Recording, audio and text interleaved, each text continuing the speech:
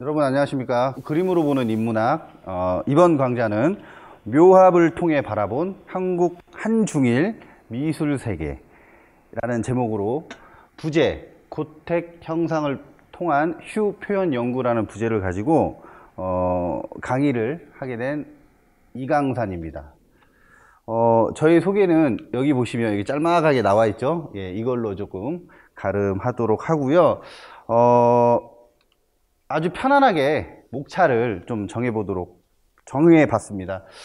목차로는 일단 서론이 간략하게 여러분들의 좀 지식을 돕고자 서론을 조금 말씀을 좀 드리고, 묘합의 이론적 배경, 예, 가장 중요한 키워드는 여기서 보시면, 잠시 볼게요. 여기서 보시면 키워드가 나옵니다. 묘합, 가장 중요한 키워드고요. 그 다음에 미술세계, 그리고 고택 형상이라는 이미지를 통해서 휴를 어떻게 구현하고 발현시키는지 여러분들을 이 세계에 제가 빠져들게끔 한번 강의를 한번 해보도록 하겠습니다. 다시 돌아와서 목차에 보시면 이제 신형 묘합과 접하의 관계성에 대해서 좀 말씀을 드릴 거고요. 고택 형상에 대한 조형 예술과 변용, 이렇게 어려운 말들로 이렇게 쭉 적어놨지만 제가 아주 쉽게, 아주 친근하게 초등학생들도 다 알아들을 수 있을 정도의 그런 풀이로 여러분들에게 조금 풀어서 말씀을 좀 드리고요. 묘합을 통한 고택 형상의 조형성, 그 다음에 순환적 구조와 공간적인 특징에 대해서 좀 말씀을 드릴 거고, 이 네 번째가 가장 어떻게 보면 좀 중요한 텍스트인데, 쉴 휴자죠. 쉴 휴자로서의 고택에 대한 형상화 과정을 프로세스가 어떻게 되는지 여러분들과 공유할 수 있을 거고요.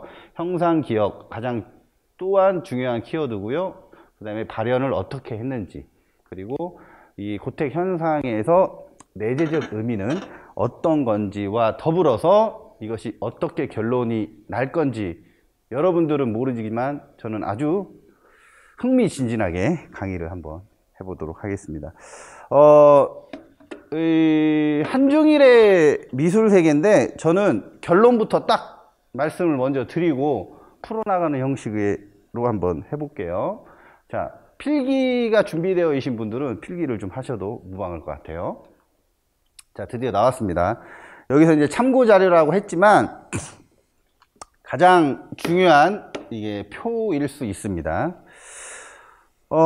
서양은 한중일의 것도 있지만 플러스해서 서양까지 제가 좀 텍스트를 준비해 봤는데, 이 출처를 꼭 밝히고요. 한국의 미학 미술문화 출판사에서 나오는 최강진 선생님의 책을 좀 참고해서 여러분들에게 말씀을 드리는 겁니다. 지금 현재로서 참고 문화 여기 보시면 서양, 동양, 중해, 중일, 한국이 이렇게 있고요. 문화 의지, 작용, 문화 도식화. 그래서 각 민족의 문화 의지를, 특성을 비교해 놓은 표입니다. 여기 보시면 서양은 분화의 의지가 강하다.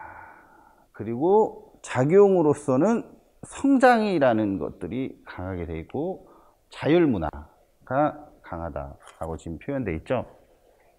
지금 도식화로서는 A가 있고, A는 어떻게 표현되어지고 나타내지냐, A 플러스 B로 되어 있다. 여러분들, 분화,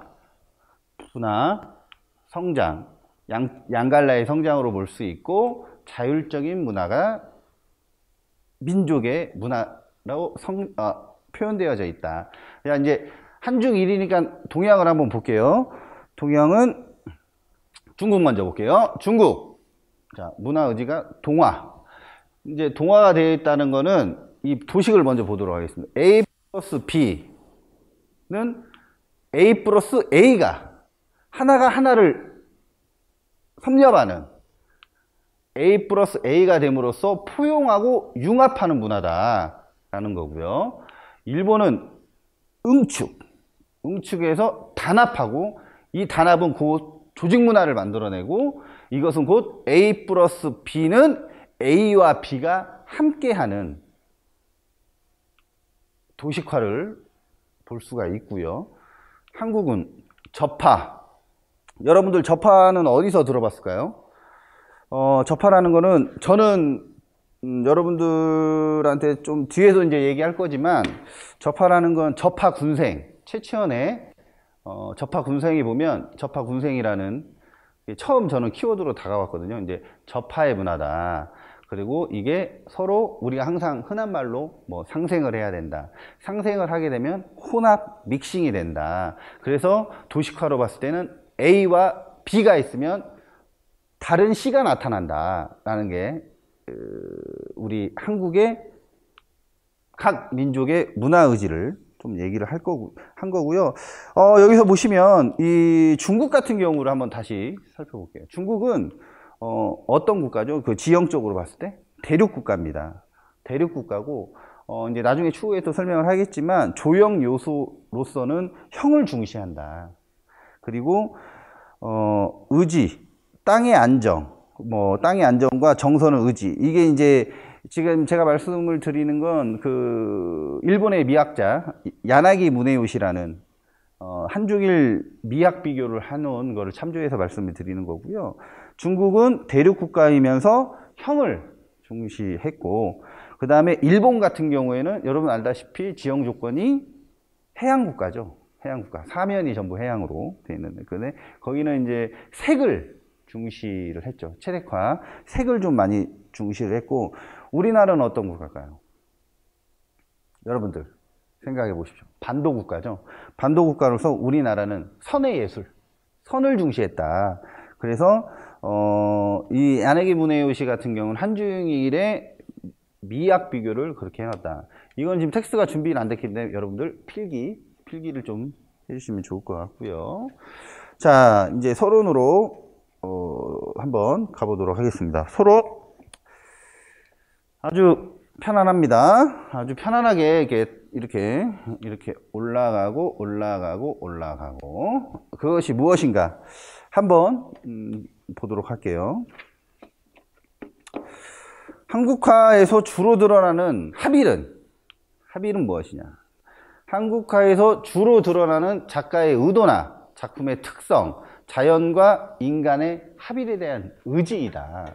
굉장히 중요하죠. 여기서 보시면 굉장히 중요한 텍스트로 보여지고요. 여기 보시면 한국화에서는 제가 잠깐 좀 읽어드리면, 한국화에서는 주로 드러나는 작가의 의도나 작품의 특성은 자연과 인간의 합일에 대한 의지라고 볼 수 있다. 서양이 자연과 인간을 구분하는 이원론적 시각을 갖는 반면에 자연과 인간은 둘이 아닌 하나, 이것이 뭐죠? 무라일체죠. 무라일체로 보는 이론론적의 동양적인 사상에서 비롯될 수 있다라고 생각을 할 수 있습니다.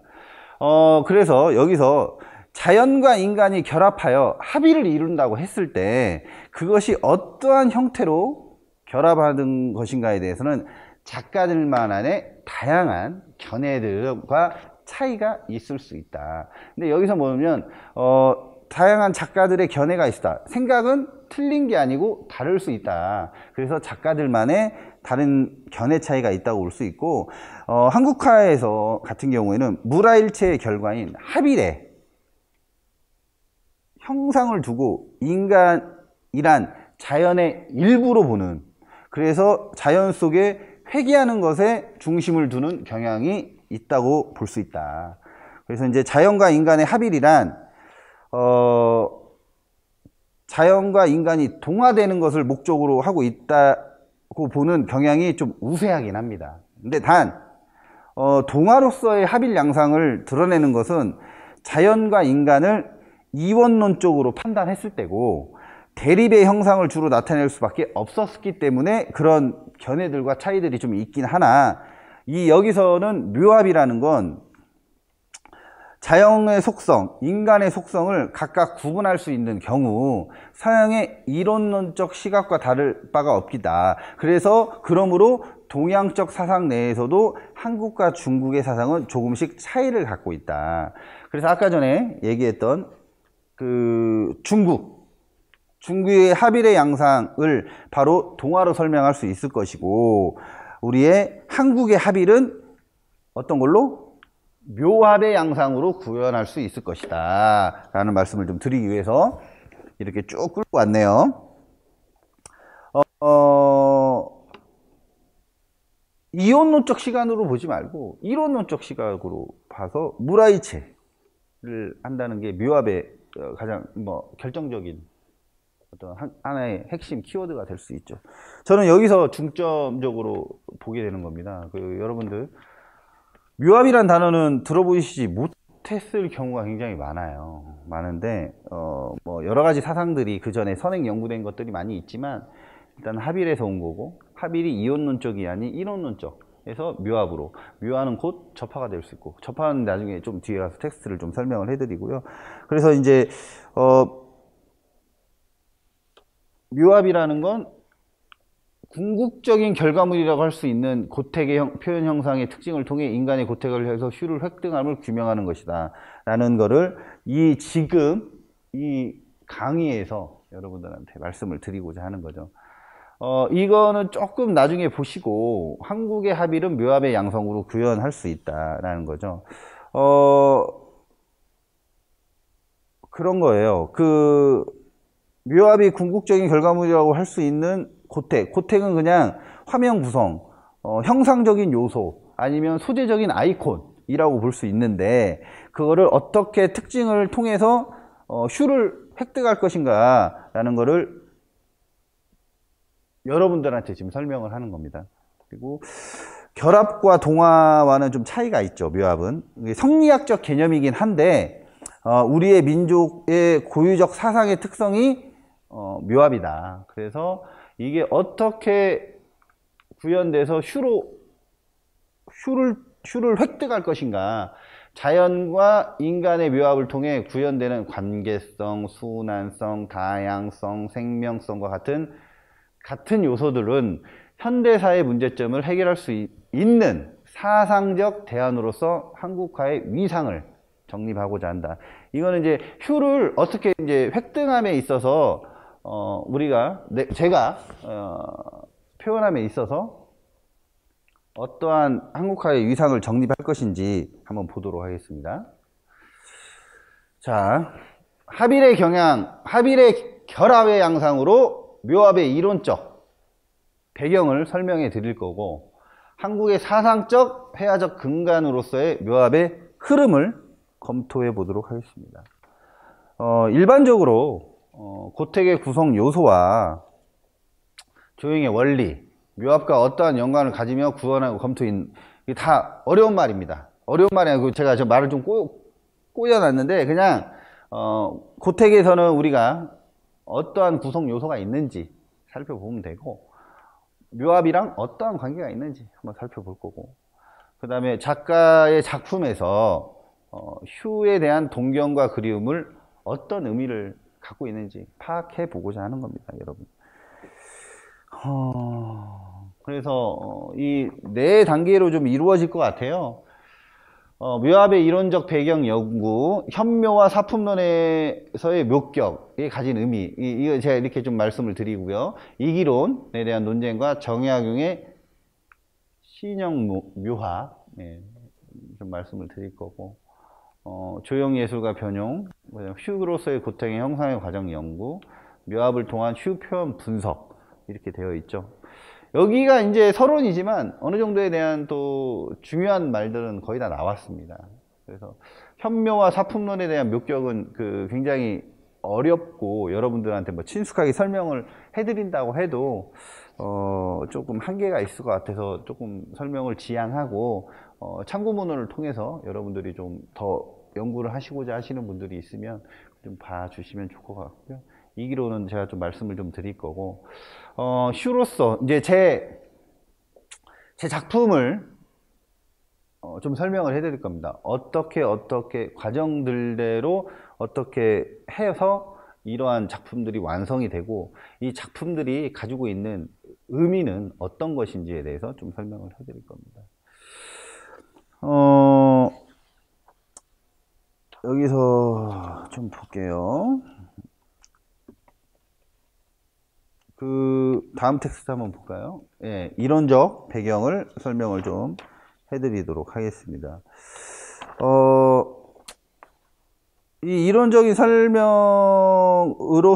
아까 보기 전에 우리가 한중일이었단 말이죠. 한중일. 맨 처음에 이제 자료를 딱 박싱 해가지고 표로 보내드렸던 거, 그거 굉장히 중요하게 여러분들 생각하시고, 그거와 이거와 그리고 한중일 중에 저는 한국의 접하라는 것과 묘합이라는 것을 어떻게 창작물로 생산해냈는지, 생성했는지에 대한 것들을 차분히 보시면 좋을 것 같습니다.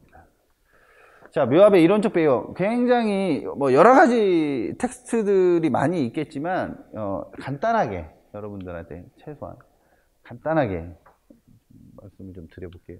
묘합의 이론적 배경. 서로 다른 기질을 갖고 있는 두 가지 성질이, 묘합이란 어떤 것인가를 말씀드리는 거예요. 서로 다른 기질. 우리가 사람들을 만날 때 저 사람의 기질이 적은 것 같아, 이 사람의 기질이 이건 것 같아, 이런 말들을 하죠, 여러분들. 그거에 대한 기질이 가지고 있는 두 가지의 성질이 서로 간에 우열도 없이 한쪽에 치우치는 동화도 없이 A 플러스 B는 C. 그래서 두 가지 성질이 합쳐 있을 때, 두 가지 성질을 두루 갖추고 있대 독립된 개념을 갖추고 있는 상태를 묘합이라고 합니다. 그래서 이제 묘합의 이론은 신형 묘합이라는 정약용의 이론을 좀 이따 설명을 해드릴 거고, 묘합과 접하는 어떠한 관계성을 가지고 있는지 설명을 해드리겠습니다. 한번 쭉 읽어보실래요?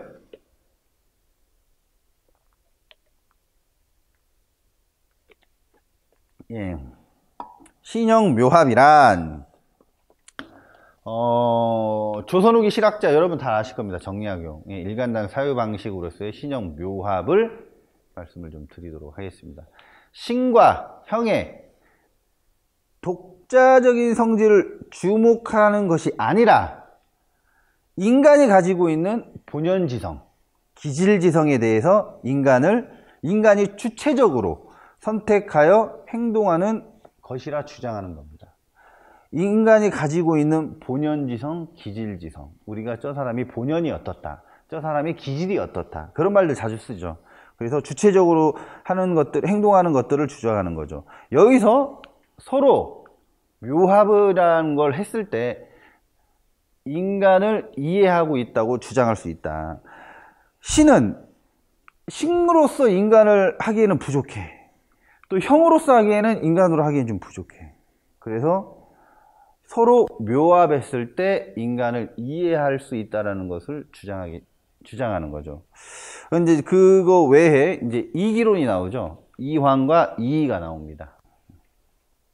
이황의 같은 경우에서는 이로서 기를 다스려야 하는 대립적 관계, 이의에 있어서도 묘합은 하지만 대립적 관계, 이물이라 말할 수 없고 일물이라 말할 수 없다라는 얘기를 했죠. 그러니까 묘합이지만 대립되는 관계, 각각의 독립적인 성질의 특성을 나타내는 것이 아니고 대립하는 관계이다. 그래서 정약용이 생각한 신과 형, 묘합으로서 일체를 이루는 하나의 관계다 라고 보여줄 수 있다는 거다.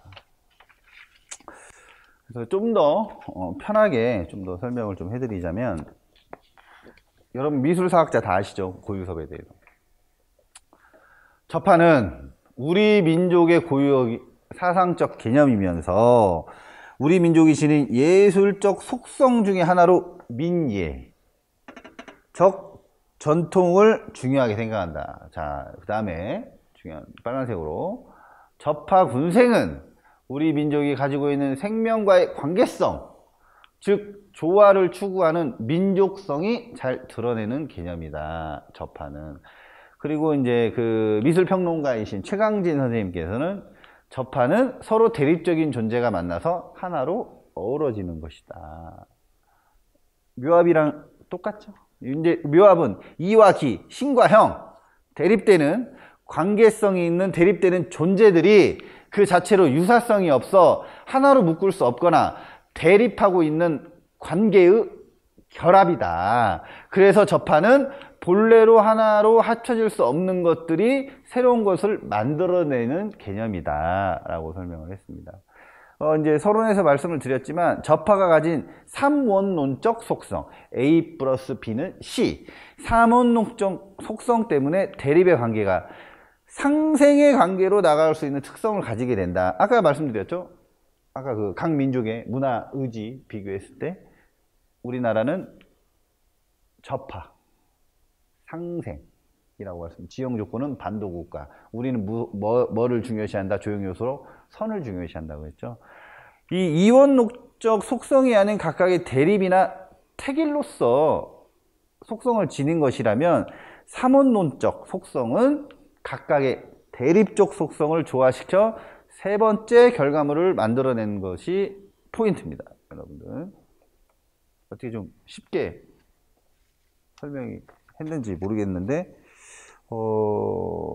조금 여러분들 이 방송을 보시면서 영상을 보시면서 좀 말이 제가 꼬이거나 아니면 앞에 것들을 좀 PT를 좀 봐야겠다라고 생각을 하시면 잠시 멈춰놓고 앞으로 좀 진행하신 다음에 그쪽 거 좀 보고 다시 이쪽으로 오시는 것도 나쁘지 않은 방법 중에 하나일 것 같아요. 자, 이제 우리가 중요한 키워드가 또 나옵니다. 고택 형상의 조형 예술과 변형. 뭐 그럴싸하긴 한데 한번 볼게요. 어떻게 작품을 어떻게 하고 어떻게 변형이 됐고 어떻게 생산해냈는지 창작해냈는지 한번 보도록 하겠습니다. 자, 고택 형상의 조형 예술과 변형. 제가 이쪽으로 좀 옮겨도 될까요? 고택 형상의 조형 예술과 변형. 고택의 조형 예술은 고택의 조형적인 특성을 말하는 겁니다. 하나의 마당을 중심으로 그 주위를 여러 건물도 둘러싸게 지은 공간의 뭐다? 집합체이다. 하늘이 마당에 천정이 되고 주위의 건물은 커다란 벽이 되고 가장 비중 있게 지은 건물이 아니고 가장 비어있는 공간에 중심으로 두는 것이 특징입니다. 비움은 음을 나타내고 체음은 양을 나타내는데 우리의 고택은 가장 비어있는 공간을 중심으로 두는 것이 특징이다. 이것은 곧 한국의 비, 어떤 것을 중요하게 생각했다? 여백의 미를 중요하게 생각을 했다. 그래서 집이라는 하나의 대상물이 아닌 자연의 환경에, 자연의 생태계에 같이 회귀할 수 있는 요소로서의 고택의 요소들이 있는 것이다. 여기 보시면 자연스러움을 추구하며 자연과의 조화가 우선시되는 것이 고택이 가진 전통미이다. 그 전통미 안에는 자연미, 이원적 대립구조의 상호보완. 이 상호보완은 뭐냐? 내부가 외부가 되고 외부가 내부가 되는 그런 다중성, 연속성, 조화미가 무엇과 의지가 합일이 된다? 서론에서 말씀드렸듯이 자연과 합일이 되는 의지를 표현한 것이다. 무엇이? 고택이 자연분방하며 질박하고 담소하다. 우리 한국의 미, 질박미, 담소미가 있죠. 그래서 이것을 어떻게 한국의 심성을 표현하는 미학적인 다양한 미로서의 포괄적인 결정체, 집합체가 뭐다? 고택이다 라고 말씀을 드리고 겁니다.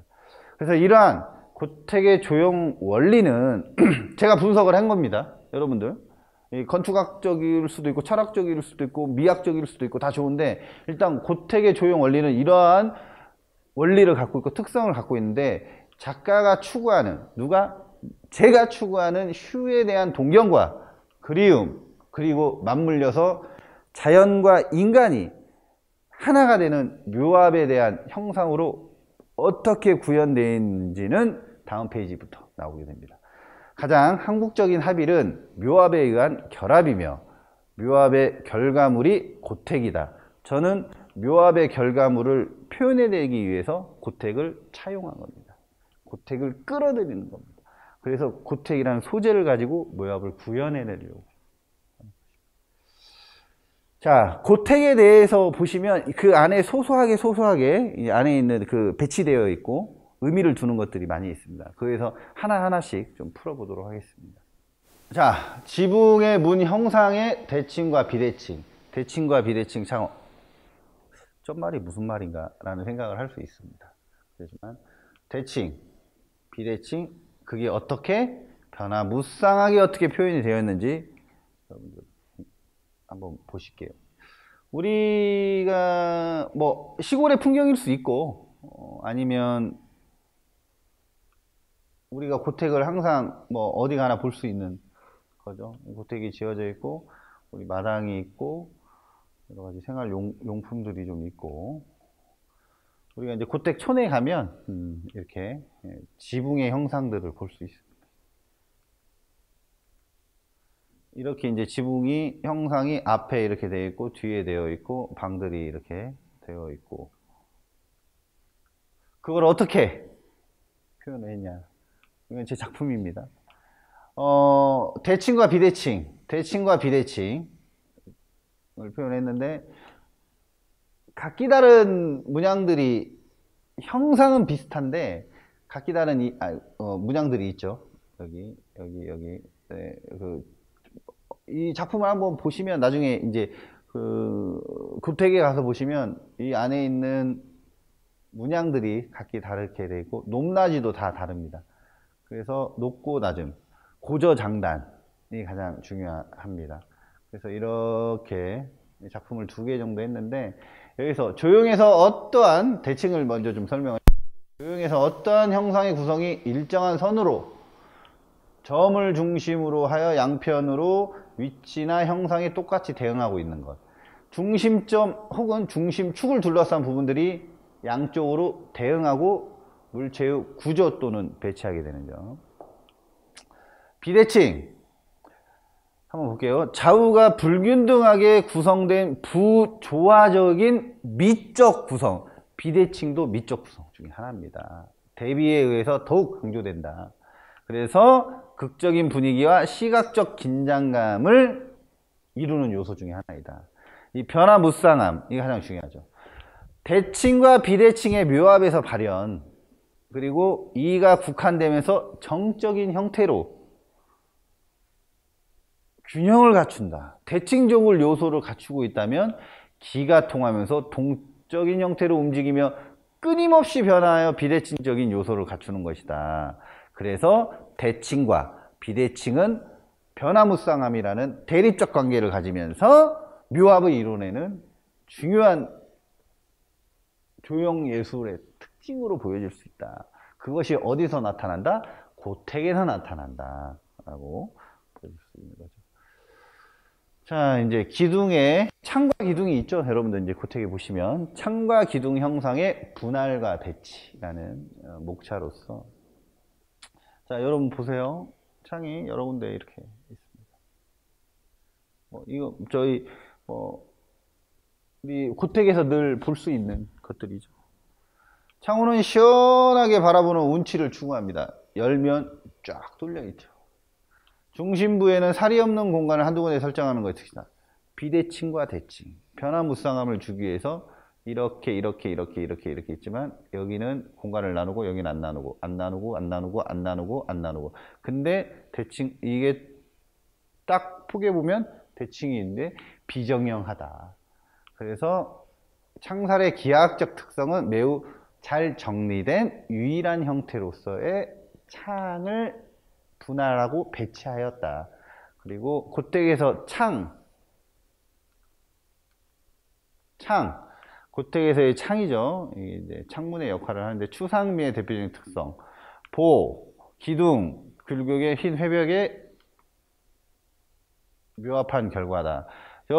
이 작품을 좀 보시면 기둥이 있고, 기둥이 있습니다. 기둥, 문양이 있고, 이게 기와 지붕입니다.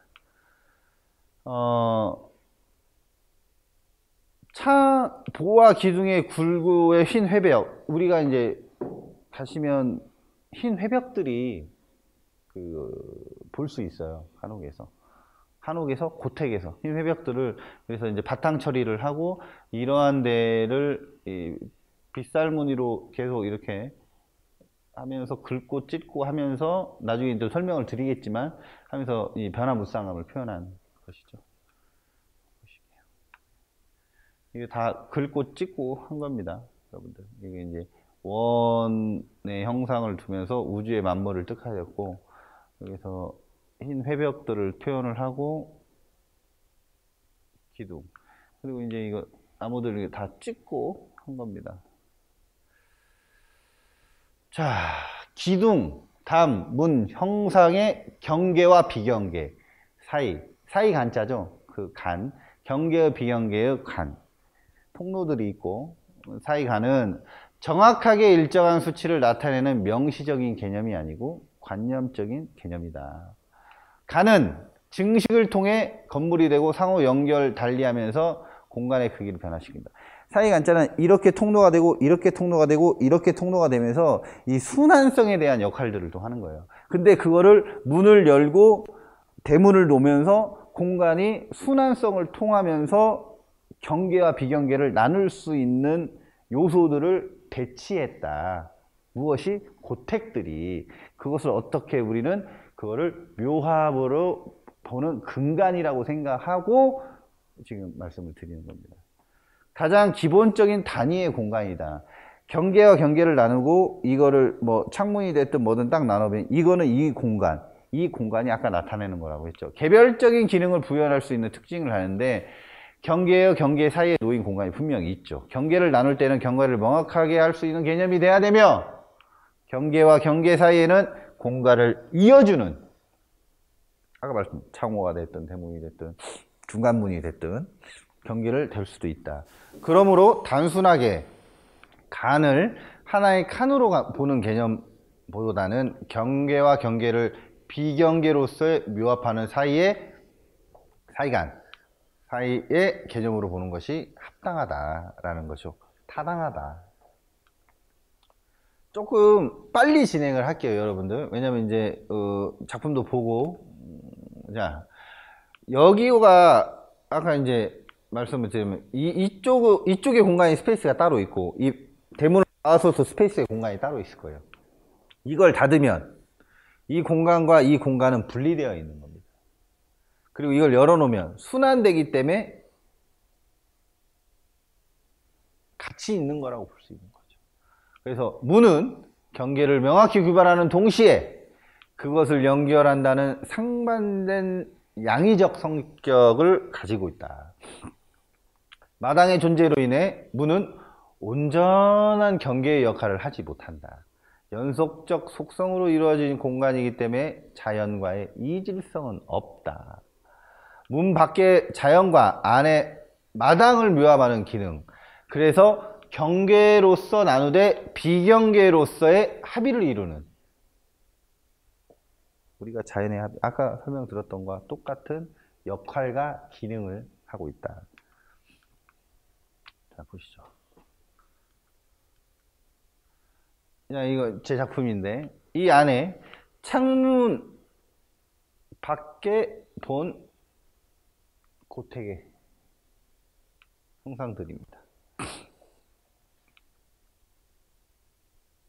창문을 열면 예전에는 높은 데에다가 이렇게 마을이 이렇게 보이는 곳에 이렇게 고택이 산이라고 하기면 그 마을의 중턱에 이렇게 있으면 쭉 볼 수 있는 그런 데 위치에 있었죠. 창문을 열고 좀 바라보다라는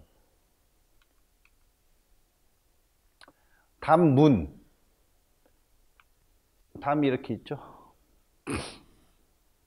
연속성과 가변성이 나타납니다. 능선을 닮아 부드러운 곡선으로 스스로 형식화함과 동시에 건물의 영역을 여기는 내꺼 라는 영역을 한정 짓는 걸로 무엇이 담은 그런 작용을 합니다. 담의 곡선적인 부드러움을 그 자연의 조형성에서 온 것이다. 곡선의 미가 있죠. 부드럽게 우리가 이제 그 서양식 건물들은 이제 딱딱딱딱 지금 뭐 그렇게 하고 있지만 우리 그 전통 요소인 전통 건축에서는 담은 곡선적인 부드러움을 갖고 있다. 담으로 인해 자연과 고택은 연속적인 속성을 갖게 된다. 자, 여기 보시고 여기서 지붕감, 여기 이제 순환성을 나타내고 이렇게 담이죠, 담. 담의 이제 문양들을 다시 조형적 언어로 표현한 거고, 나무들이 이게 조금, 예. 네 번째 이제 본격적으로 좀 들어갈게요. 휴로서 고택의 형상화 과정, 형상 기억의 구체화, 묘합의 흐름으로서의 발현, 고택 형상으로서 표현에 어떠한 내재적 의미들이 있는지, 내가 왜 고택을 했는지, 주거 경험을 통한 고택의 체험과 제작 동기, 아주 뭐 누구한테는 단순할 수 있고 누구한테는 굉장히 딱 머리를 스쳐가는 거일 수도 있는데, 저는 어렸을 때 전주 한옥마을에 있던 고택에서 거주를 한 경험들이 있어요. 그 형상 기억을 통해서 이 고택이라는 소재를, 그리고 그 안에서 제가 느꼈던 그 휴라는 거를 표현을 어떻게 해야 될까 하는 생각들을 한 거죠. 작품에서 표현하고자 하는 고택은 추억과 기억 안에서 존재하게 됩니다. 그 안에서 얼마나 많은 추억과 기억들이 있겠습니까, 여러분. 고택은 예술적, 신비론적, 철학적, 사상적 전통미와 결부하여 심상적으로 휴식을 대변하는 아이콘으로 들어오게 되는 거죠. 상징물로. 즐거움과 자유로움이 공존하는 세계의 상징물로. 그래서 주거 경험을 토대로 저는 거기서 체득한 바가 많이 있습니다. 그걸 작품으로 승화를 했고, 형상기억이 구체화된 고택의 이미지 구현은 기억 속의 개괄적 인상을 구체화시키는 작업이었다. 상상력과 이론적 배경과 결합해서 묘합으로서의 형상화를 이루는 과정이고, 휴식 공간으로서의 생명력을 불어넣고 싶었습니다. 그래서 2008년부터 10년, 11년부터 12년, 2013년부터 15년까지 이렇게 세 개의 아주 짧지만 그래도 좀 나눠 보도록 할게요. 전작이 있고 뭐 근작이 있겠지만, 뭐 제가 이제 전시한 경우 뭐 1회 때 2008년도에 이제 전시를 좀 해본 것들인데, 김현주 박사님께서 제가 이제 선물을 좀 받았는데, 조형화된 이미지는 정적이나 계속 움직이고 있다고 하였다. 정적인 듯 하면서 동적인 면도 존재한다고 설명을 해주셨어요. 그래서 이게 바로 움튼다라는 기법적인 측면과 다양한 색채로서의 인하여서 동적인 측면도 있다라고 보여진 거죠. 여기 보시면, 네, 여기 이 생명력을 불어넣고 이제 색채적으로 좀 열심히 한 작업들이죠.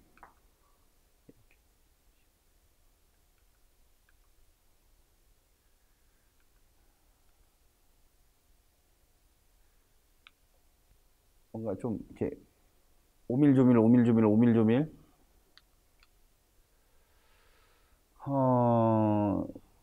2008년, 2010년도에 이제 최영순 선생님께서는 반복을 통해 담하게 올린 채색으로 작업 과정에서 시간성을 함축하고 있다. 뭐냐면 오랜 이거 계속 이제 그 발색 처리를 하면서 켜켜이 이렇게 층층이 올라가서 쌓아놓은 작업들입니다. 그래서 시간성을 함축하고 있고, 한번 밑칠을 한 후에 마르고 다시 칠하고 다시 칠하고 다시 칠하고 해서 이러한 그 밀도감을 나타내는 거죠. 예, 이것 또한 마찬가지고요. 근데 이제 여기서부터 이제 집이라는 것들이 좀 나오기 시작합니다. 시골 풍경이라든지 좀 단순화시키는 작업들도 하고.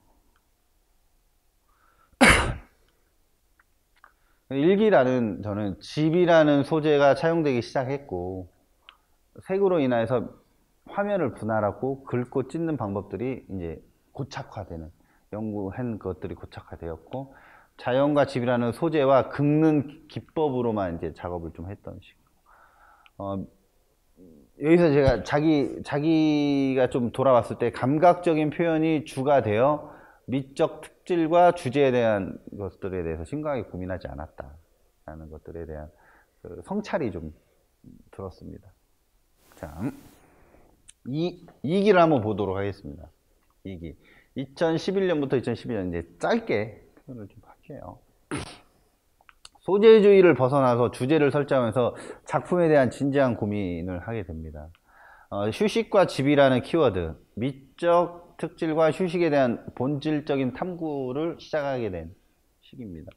휴식은 작가에게 정말 필요한 부분이고 결과물을 작품으로 좀 승화해야겠다라는 생각이 좀 듭니다. 전시 풍경입니다. 전시 작품이고요. 집이라는 넓은 범위에서 고택이 처음으로 작품에 드러나기 시작합니다.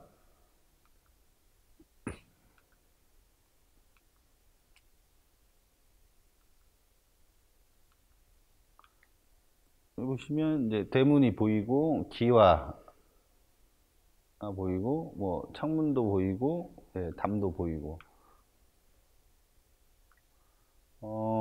한국적 공간성과 색채에 대한 미감이 소소한 볼거리로 제공을 하기 위해서 그 자유분방하고 느긋한 곡선에 대한 좀 고민이, 작품이 완벽하다고 볼 수는 없지만 좀 고민이, 흔적이 좀 있다.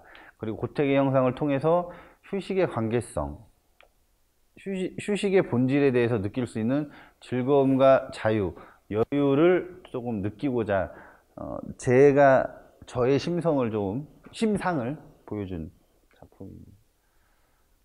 잠깐 2기에 대해서 설명을 하고 3기에는 뭐 3년 정도 제가 또 이렇게 기수라고 표현을 하는 것들은 이렇게 흐름에 대해서 변화가 조금씩 있었다라는 겁니다. 뭐 제가 그림을 그린 지는 얼마 되진 않았지만 이렇게 흐름에 대해서 좀 이렇게 그래도 구분 지어 놓기 위해서 하는 거지, 여기 이 1기, 2기, 3기가 전부 다 연동되는 겁니다. 연동되는 거예요. 설명을 좀 하기 위해서 이제 구분은 해 놓은 겁니다. 그래서 이제 3기 고택 형상에 의해 휴식이라는 주제를 설정해서 묘합이라는 키워드를 발견하게 됩니다. 이 묘합이라는 키워드를 발견하기까지 굉장히 시간이 오래 걸리고 연구도 많이. 작품에 대해 심층적으로 연구해 볼 수 있는 계기, 지붕, 문, 담, 창, 담, 마당, 방 등이 작품에 등장하기 시작됩니다. 한국의 미적 특질에 대해서 확장하여 연구하고 어떻게 자연과 인간의 합일로 묘합으로 귀결된다. 처음부터 끝까지 이거를 말씀드리는 겁니다. 자, 이렇게 연속 시리즈로 대칭과 비대칭 아까 보셨죠? 분할에 의한 배치, 선묘 등에 대한 한국의 미적 특질을 조금 표현하고자 정형화되지 않는 화면 구성, 긁힘과 찢김에 대한 동적인 요소와 반복과 중첩, 로 작품을 한 거죠. 반복과 중첩, 대칭과 비대칭, 분할에 의한 배치.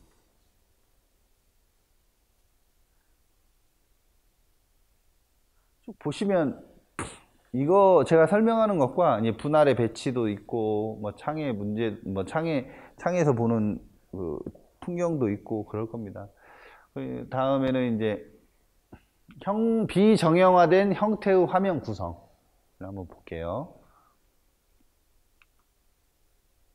비슷한 작품 아까 보셨죠? 작품 가운데 틀 안에 보여지는 백색 부분은 마당 또는 정원을 표현한 것이다. 고택에서 창을 통해 바라본 정원은 인간의 휴식 취하며 아름다운 풍광을 즐기는 곳이다. 작품 가운데에서 칠해진 백색은 빛 또는 창호지의 역할을 하는 걸로 해서 구성을 한번 해봅니다. 비정형화된 형태의 화면 구성은 대칭과 비대칭, 이원적인 속성이 어우러지는 묘합의 특성을 통해 균형과 불균형, 정형과 비정형이라는 정과 동의 변화 무쌍함을 보여주기 위한 구성이다 라고 말씀을 좀 드립니다. 아까 이제 계속적으로 이제 작품을 보는데 긁힘과 찢음에 대해서 좀 말씀을 드렸어요. 그래서 긁혀진 것과 찢겨진 것들에 대한 것들을 세 가지로 흐름으로 파악합니다. 시간의 흐름, 자연스러움의 흐름, 묘합으로서의 흐름으로 보게 되어지는 거죠. 긁힘과 찢김은 시간의 흐름으로서 모든 만물은 처음에 온전한 형상을 가지고 있다가 점차 어떻게 되죠? 손상되기 시작합니다. 그래서 형상을 손상되는, 우리도 이제 유지보수를 많이 하잖아요. 유지보수를 많이 하는데 점차 손상이 되고 있다. 자연스러움의 흐름. 그리고 우리가 자연스럽게 무엇을 만지고 표현을 만지고 쓰다 보면 긁혀나 찢겨지거나 하는 것들이 자연스러운 과정이죠. 그리고 마지막으로 묘합의 흐름으로서의 흐름들이 중요하다. 고택의 형상들은 자연과 묘합을 통해 어우러진 형상을 존재하게 된다. 이미 건축이 될 때부터 자연과 이질적인 것을 추구하지 않습니다. 고택은 원래 본연의 속성이 그래요. 그래서 지붕의 현상은 산의 능선을 닮았고, 담은 자연적인 소재로 조성이 되고, 그 자체로가 경계의 비경계의 역할을 하기 시작한다. 볼게요. 긁힘과 찢김과 꿈틀거림과 움틈, 이게 전부 긁고 찢고 이렇게 계속 덧칠하고, 이게 자연스럽게 계속 덧칠하면서 시간과 자연과 묘합을 나타내기 위해서 한 겁니다. 원박 작품은 안과 박이 원안으로 이분되어져 있습니다. 그것을 나누는 것은 형상의 기와이다. 기와로 구성되어지는 것은 담을 형상한 것이고 굳이 안과 박이 구분되어져 있지 않다. 그래서 그것이 긁고 찢고 함으로써 그 경계를 무너뜨리기 위해서 하는 거고, 그거는 순환, 원의 형상은 순환을 한다는 것이다. 그래서 정서적인 안정감과 포근한 환경을 만들고자 하는 휴식의 그리움과 동경의 요소로서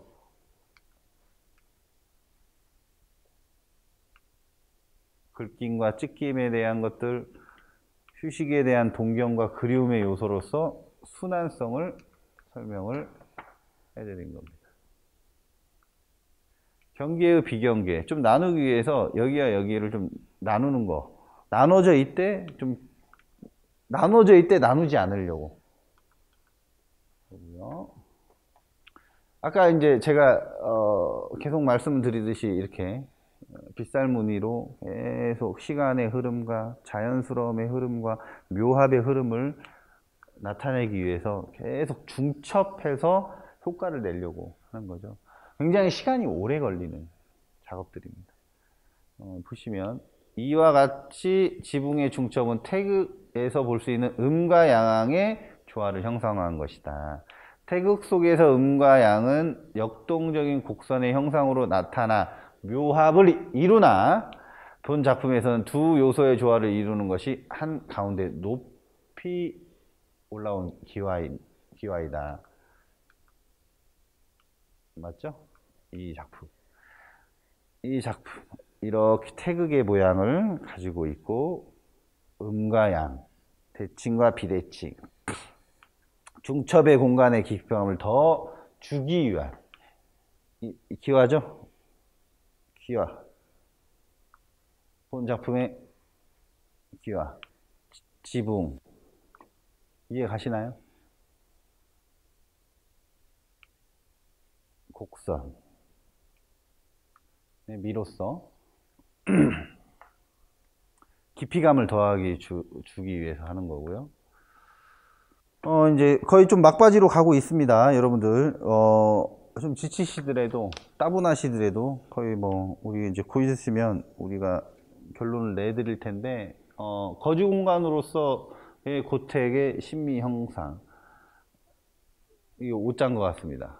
거주 공간으로서의 고택의 심미 형상.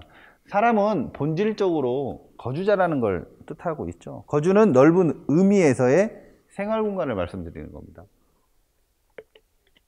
사람이 스스로 어디에 있는지 인식하고 관계를 형성하는 한편 사회생활에 참여할 수 있도록 몸과 마음을 휴식하는 공간이. 가장 한국적인 고택의 형태, 표현, 정신의 구현, 비정형과 다양성, 연속성, 가변성, 생명성, 동과 정의 결합. 다 말씀드린 겁니다. 고택이란 공간 안에서 인간이 추구하는 휴식으로 연결이 된다고 볼 수 있다. 그래서 휴와 고택의 어울림, 어떻게 어울려져 있는지 아까 이제 작품을 통해서 이론적 배경과 한중일의 비교, 문화 의지 비교를 해드렸는데, 고택은 여러 작은 공간으로서 이루어진 여러 채들이 있죠. 그래서 이것들이 같이 어우러지고 화목함을 표현할 수 있다. 그래서 이게 고택에 어울리면 곧 이걸로 귀결되는 것을 말씀을 드리는 거예요. 고택에 어울리면 사회적으로 신분 계급, 그렇죠. 건축적으로는 작은 공간을 합쳐져. 정서적으로는 높고 낮고 크고 작고에 대한 우리의 가족 공동체의 가족 관계, 그 안에서 화목함을 표현하고자 하는 것이다. 그래서 어울림은 한국의 특유의 사회적 형식미이자 조형의식이다. 조형의식이다. 고택에서 나오는 조형의식은 통합보다, 모든 것을 흡수하는 통합보다는 조합, 즉 어울림. 그 어울림은 균형이 있는 미학, 어울림의 미학으로 대변해 줄 수 있다. 고택은 인간과 자연의 어울림을 표현할 수 있다. 합일의 과정에서. 고택의 소재는 자연에서 생성된 물질을 가지고 만들어지는 것이고, 그 요소들은 자연에서 생성된 물질들은 자연과 어울림을 어떻게 추구할 수 있다. 묘합은 인간과 자연의 합일로 이루는 것이고, 계속 말씀드리는 거예요. 묘합, 인간, 자연의 합일 이루는 것이고, 한편으로는 인간의 정신적인 요소와 육체적인 요소를 휴로서의 어울림으로 우리가 받아들여야 된다. 자, 쉴 휴자를 한번 볼게요. 휴는 앞에 사람 인자죠. 뒤에가 나무 목자, 자연. 그래서 사람과 인간의 결합이라고 보는 한문의 뜻풀이를 해봅니다. 그렇습니다. 자, 이제 결론을 좀 말씀을 드릴게요. 쉽고 빠르게 진행을 해드리겠습니다. 많이 힘드실 텐데, 아까 이제 계속 했던 말들을 우리가 지금 다시 다시금을 한번 보도록 하겠습니다. 결론. 고택이 가진 형상의 표현에 있어서 묘합의 속성이 어떠한 방식으로 구현되었는가, 휴로서 어떻게 발현되어 있는가 라는 것들을 연구한 겁니다. 아까도 말했지만 대칭의 비대칭의 균제성, 고택 형상의 분할 배치에 따른 특성, 순환적 구조에 대한 공간적인 특성들이 이제 고택에서 찾을 수 있는, 묘합을 속성으로 기반으로 하고 있는 고택에서 찾을 수 있는 특성이고요. 묘합의 특성은 고택의 요소를 분할하지 않고 상호 통합되는 특성으로 나타난다. 그래서 이를 통해서 연속성을 획득하면서 깊이감이 있는 연속성을 보유하고자 하는 것입니다. 세 가지로 축약을 할 수 있을 것 같아요, 여러분들. 휴처럼 고택은 아까도 말한 사람과 인간과 자연이 묘합으로서 어우러진 공간입니다. 휴에서 대한 동경과 그리움을 내포한 공간으로서 휴. 작가 본인이 한옥의 고택에 살면서 오랫동안 주거 경험을 통해서 체득한 결과물을 소재로 사용을 했고, 그거는 제가 고택에 있으면서 느꼈던 휴를 어떻게 발현시킬 건가, 거기서 즐거운 안정감도, 흥겨운 안정감, 즐거움, 자유, 여유를 느끼는 그런 휴식의 공간으로 저는 느낀 거죠. 그래서 휴라는 걸 표현하기 위해서 고택이라는 걸 형상화 작업을 했고, 이 형상화 작업은 곧 어울림과 균형을 통해서 흥겨운 안정감으로도 이야기할 수 있다. 이것이 묘합의, 즉 어울림의 미학이다. 두 가지 성질과는 독립된 개념을 갖추고 있는 상태에 있는 묘합, 이것이 한국화에서 나타날 수 있는 합일의 양상인 묘합이라고 봐야 하는 이유라고 저는 이렇게 결론을 내립니다. 여러분들, 제가 이제까지 한 얘기들을 뭐 어떻게 받아서 잘 소화를 어떻게 시킬지는 잘 모르겠으나, 어렵고 따분하다고 생각하지 말고, 내가 묘합이라는 것들을 이 작품으로 저는 이제 발현시키고, 이렇게 구현하고, 휴라는 것들을 발현하기 위해서 제가 작품을 했지만, 여러분들을 이런 작품이 아닌 다른 거로 자기가 일상에서 찾아볼 수 있는 것들에 대한 배움이 있을 수도 있고, 내가 어떻게 하면 이런 것들이 내가 한국인의 속성을 가지고 있는 묘합이나 접하라고 생각할 수 있는 거다. 이 수업을 끝나고 나서 저런 게 어떻게 보면 상생이고 저런 것들이 접하가 될 수 있는, 그리고 저것이 묘합이고 인간과 자연의 흐름이다라고 생각할 수 있는 것들을 한 가지씩만이라도 한번 생각을 해보신다면, 이 수업이 그렇게 나쁘지 않은, 여러분들에게 그렇게 좀 주는 것이 있는, 그리고 받아가는 것이 좀 있는 그런 강의가 되지 않았을까라는 생각을 한번 하게 되고요. 온라인으로 하는 이런 영상 수업 같은 경우에는 좀 모르는 부분이 있으면 아까 서두에도 얘기했듯이 이제 좀 이렇게 좀 돌려가면서, 이렇게 뭐 앞에서 내용을 잘 모르겠으면 한번 다시 보면서 그렇게 좀 습득했으면 좋을 것 같습니다. 그림으로 보는 인문학, 묘합으로 통해 본 한중일 미술세계, 이것으로 수업을 좀 마치도록 하고요. 여러분들 1시간 정도 됐는지는 모르겠는데, 여러분들 수업을 봐주시고 들어주셔서 감사합니다. 예, 이상으로 수업을 마치도록 하겠습니다.